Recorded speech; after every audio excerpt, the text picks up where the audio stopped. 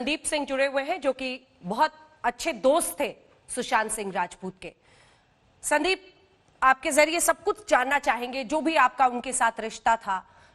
वो भी बिहार के थे, आप भी वहां के थे, आप लोगों ने सपने कई एक साथ मुंबई में देखे थे, काफी वक्त साथ बिताया था।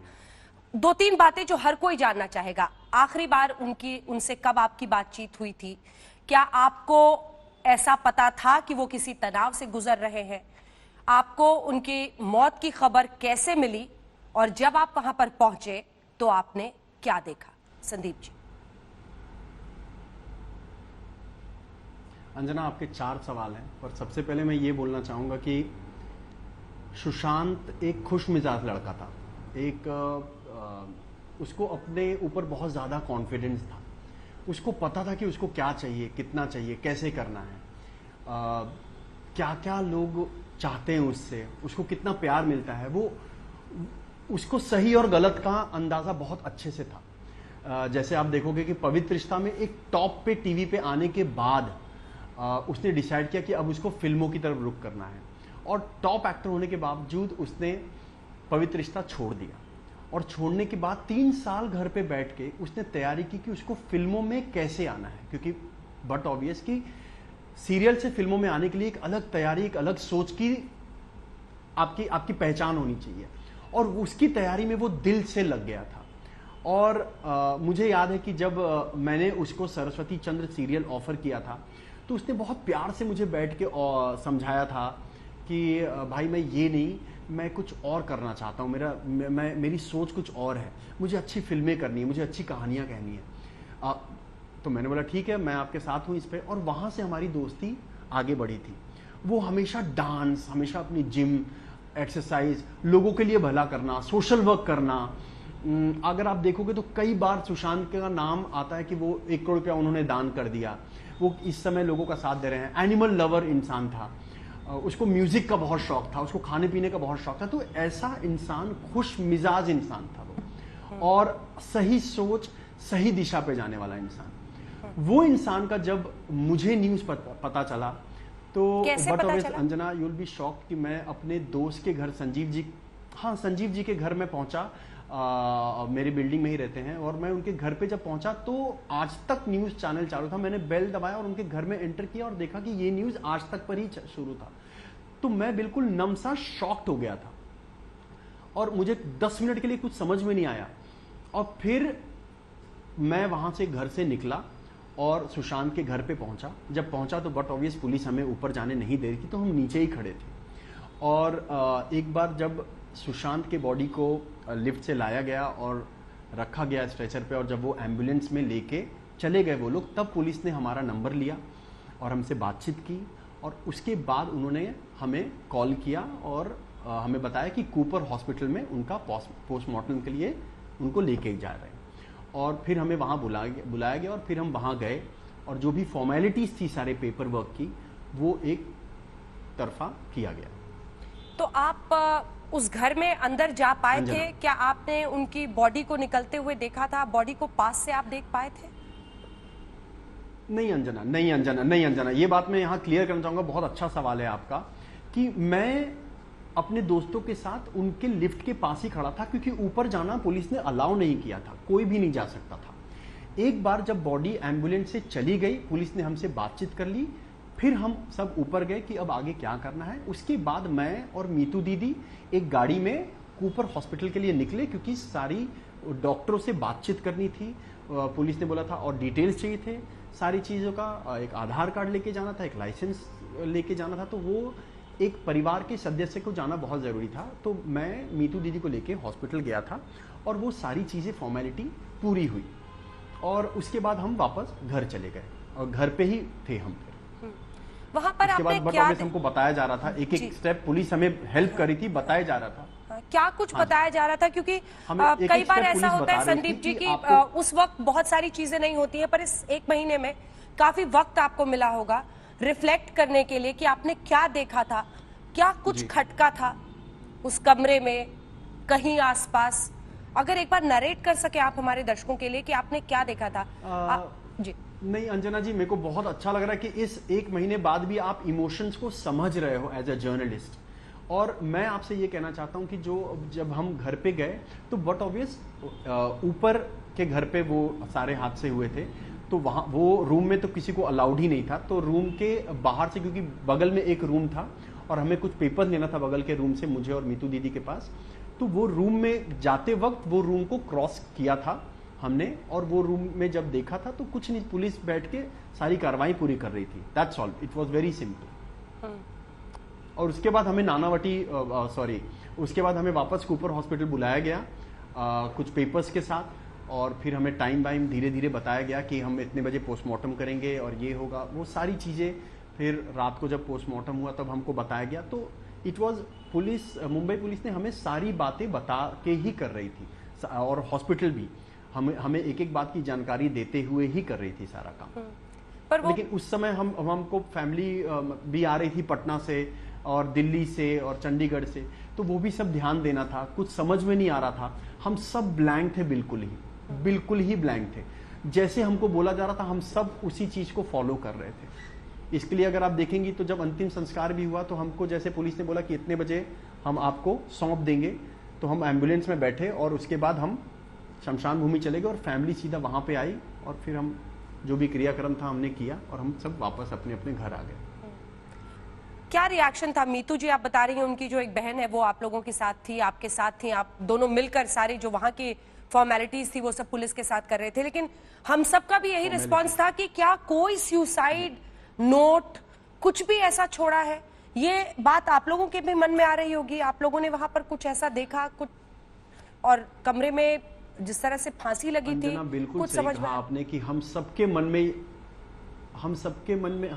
मन में यही है। और मेरे मन का हम छोड़ के अगर बात करें कि पूरे हिंदुस्तान, पूरा वर्ल्ड यही जानना चाहता है कि क्या हुआ था, ऐसा क्या सिचुएशन आ गया कि ये ऐसी घटना घट गई हम सबके जिंदगी में।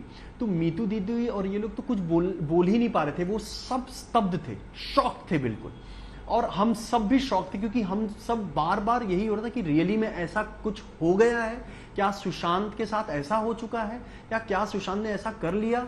सब हम अद्भुत थे क्योंकि घर पे सिर्फ एक मैनेजर और 3 या 4 नौकर थे, तो हम सब शॉक थे और वो लोग भी शॉक थे, सब रो रहे थे और कोई एक दूसरे से क्या बात करे क्या नहीं करे कुछ समझ में नहीं आ रहा था। और पुलिस बट ऑब्वियस अपना फॉर्मेलिटी पूरी अच्छे से कर रही थी, तो वो सारी चीजें हमको हम सिर्फ उस समय फॉलो ही कर पा रहे थे। बट उस समय हम होश में नहीं थे। और मीतू दीदी का तो वो सिचुएशन ही नहीं था कि वो बेचारी कुछ बोल पाती या कुछ कर पाती, वो तो बिल्कुल ही ब्लैंक थी क्योंकि उनको ये था कि उनके गुलशन ने ऐसा कर कैसे लिया। तो वो सारी चीजें हम लोग अभी भी सोचते हैं तो हम लोग को लगता है कि ये सचमुच ऐसा हो गया क्या? हम सब अभी भी शॉक थे अंजना जी, हम सब इसका सवाल और पूरी हिंदुस्तान इसका सवाल कर रही है। और मैं ये रिक्वेस्ट करना चाहता हूं गवर्नमेंट से कि प्लीज अब ये सीबीआई इंक्वायरी पे चली जाए। और मैं बोलता हूं कि मैंने तो कई जगह यूट्यूबर्स ने मुझे भी बताया कि मैं मर्डरर हूं, मैं ऐसा हूं, मैं वैसा हूं। मैं बोलता हूं जो भी है, मैं बोलता हूं अगर आपको लगता है कि मैं मर्डरर हूं या कोई और है, सब पे सीबीआई इंक्वायरी होनी चाहिए, कड़ी से कड़ी कार्रवाई होनी चाहिए और सबकी पूरी अच्छी तरीके से खोज होनी चाहिए ताकि हम सबके सामने सही बात सही तरीके से आ जाए। वो बहुत इंपॉर्टेंट है। और जिस तरीके से अभी सारी चीजें हो रही है, परिवार। हाँ जी बोलिए। लास्ट टाइम आपकी उनसे कब बात हुई थी? वो टच में नहीं थे। परिवार का आरोप है कि रिया की वजह से वो पूरी दुनिया से, दोस्तों से, परिवार से कट गए थे। क्या रिया को आप जानते थे? नहीं, रिया को मैं बिल्कुल कभी मिला नहीं, ना कभी जानना चाहूंगा, ना कभी जानता हूं। और मैं सिर्फ ये कहूंगा कि परिवार वाले जो कह रहे हैं वो अगर 43 डेज बाद कह रहे हैं ये बात, तो बहुत सोच समझ के, क्योंकि कोई भी इंसान को किसी के परिवार से अलग नहीं किया जा सकता है। तो आई एम श्योर कि सुशांत परिवार से तो बात कर ही रहे होंगे, और परिवार ने अगर 43 डेज बाद अंजना जी ये स्टेप लिया है तो बहुत ही सोच समझ के, क्योंकि बट ऑब्वियस मैं जानता हूं परिवार एक शॉक में था और अब थोड़े से उभरे होंगे तो उनको समझ में आया होगा कि एक इंसाफ तो चाहिए जो पूरे देश की आवाज है। इतना बड़ा स्टार, इतना बड़ा एक्टर, इतना अच्छा इंसान, इतना मन मौजी इंसान, वो इंसान ऐसे कैसे जा सकता है? एक पिता अपने पुत्र को, एक बहन अपने भाई को कैसे खो सकती है इस तरीके से? ये सवाल सब लोग पूछ रहे हैं और अब इस सवाल का जवाब अब चाहिए, इसके लिए ये स्टेप ली गई है। संदीप, और आप ये प्लीज बने स्टेप पे रहिए अब हमारे बस साथ। जस्टिस मिले और सही बात सामने आ जाए। संदीप, आप बने रहिए प्लीज हमारे साथ। विकास सिंह भी जुड़ रहे हैं, जो कि जी अंजना, मैं आपके वकील साथ है, जो वकील है इस पूरे मामले में। सुशांत सिंह राजपूत जी, के बिल्कुल, पिता ने जो बिल्कुल। एफआईआर दर्ज की है। विकास जी, धन्यवाद आपका आज तक पर जुड़ने के लिए। रिया चक्रवर्ती के खिलाफ ये एफआईआर और पूरा मामला, अब वो पहुंच गई हैं सुप्रीम कोर्ट ये कहने के लिए कि एक ही केस की दो जगह पर इन्वेस्टिगेशन कैसे कर सकते हैं, और ये भी कह रही हैं कि मुंबई पुलिस ही करे। क्यों चाहती है रिया चक्रवर्ती? सुन नहीं पा रहा आपकी आवाज। क्या अब आवाज नहीं आपको आ मेरी रही आवाज आ रही है? क्या अब आ रही है सर? अगर आती है तो हाथ उठाइएगा जरूर। कोई आवाज नहीं आ रही। ठीक है, आपका फोन फिर से कनेक्ट कराते हैं, जल्दी से उनका फोन फिर से कनेक्ट कराइए, लाइव लेंगे उनका जल्दी से। संदीप जी, 161 में बयान दर्ज होता है, क्या मुंबई पुलिस या बिहार पुलिस जो वहां पर आई है, दोनों में से किसी ने आपका बयान दर्ज किया है अभी तक? जी नहीं, अभी तक नहीं दर्ज किया है। और जो भी मुंबई पुलिस को मुझसे जानकारी चाहिए थी वो सब उन्होंने मुझसे ले चुके हैं, और जितना मुझे सपोर्ट करना है या करूंगा, वो जो भी सपोर्ट चाहिए, वह मुंबई पुलिस को हो या बिहार पुलिस हो, मैं पूरी सपोर्ट करने के लिए तैयार हूं और कर रहा हूं। अगर आप देखेंगी कि जो मेरा और सुशांत का रिश्ता था, मैं एक मिनट भी नहीं सोचा, मैं वहां पे एक जगह पे पहुंच गया और जितनी भी विधि या चीजें होती वो परिवार के साथ मिलकर एक अच्छे दोस्त की तरह निभाया हूं और निभाऊंगा। ये मुझे प्रूव करने की जरूरत नहीं है कि मेरी दोस्ती कितनी गहरी थी या कितनी थी। एक दोस्त ही रहता है, चाहे अगर हम परिवार से या दोस्त से 6 महीना 7 महीना नहीं मिलते तो हमारी दोस्ती खत्म नहीं होती, खराब नहीं होती।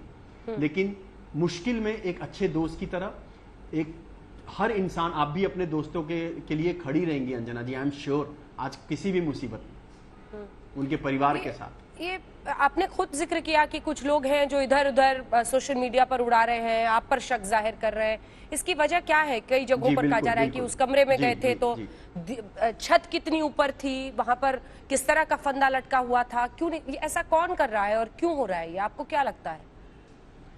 देखिए, जो यूट्यूबर्स है, सबके अंदर ना एक, लोग कहते हैं कि गुस्सा है, मैं कहता हूं गुस्सा नहीं है, लोगों के अंदर एक इमोशन है, लोगों को सच्चाई जानना है। तो लोग जो अपने दिमाग में सोच रहे हैं, मुझे ये अच्छा लग रहा है कि लोग उसको अपने YouTube के जरिए, भले मेरे बारे में खराब लिख रहे हो या XYZ के बारे में खराब लिख रहे हो, लेकिन वो लोग व्यक्त कर रहे हैं उनकी भावनाएं, उनकी सोच, उसको रोकना उसको गलत है। मेरे हिसाब से सब इंसान को व्यक्त करना चाहिए जो भी बात उनको कहनी है। लेकिन आप, अगर मेरी एक ही रिक्वेस्ट है, आरोप लगाने के पहले, हाँ जी बिल्कुल, अब तथ्यों की बात होनी चाहिए, उसके बाद ही आरोप लगना चाहिए। हाँ, संदीप, दिल पे हाथ रख के बताइए, आपको यकीन होता है कि सुसाइड है? कई लोग ये मामला उठा रहे हैं, कई पॉलिटिशियंस भी उठा रहे हैं, जिनको लगता है कि कुछ ना कुछ फाउल प्ले है, कुछ गड़बड़ है। आपको ये मतलब सुसाइड, क्योंकि आपने भी कहा कि 3 साल वेट किया था पवित्र रिश्ता के बाद एक बॉलीवुड में एंट्री के लिए, वो व्यक्ति इतना अधीर कैसे हो सकता है? हाँ, क्योंकि किसी इंसान को अगर इतना नाराज होना है तो वो अपने स्ट्रगल डेज में नाराज होगा अंजना जी। वो अपने स्ट्रगल डेज में नाराज होगा जब उसके पास काम नहीं थे, पैसे नहीं थे और वो फिल्मों का इंतजार कर रहा था। एक इतना बड़ा स्टार जो सोन चिड़िया, धोनी जैसी फिल्म, ब्योमकेश बख्शी, शुद्ध देसी और रोमांस और छिछोरे, केदारनाथ जैसी फिल्में देने के बाद अगर ये स्टेप के लिए वो इस मोड़ पे आ जाता है, मतलब क्या वजह होगी, क्यों? वो बात हम सबको नहीं समझ में आ रहा है, ना परिवार वालों को, ना उनके फैंस के, ना उनके दोस्तों को। ठीक है।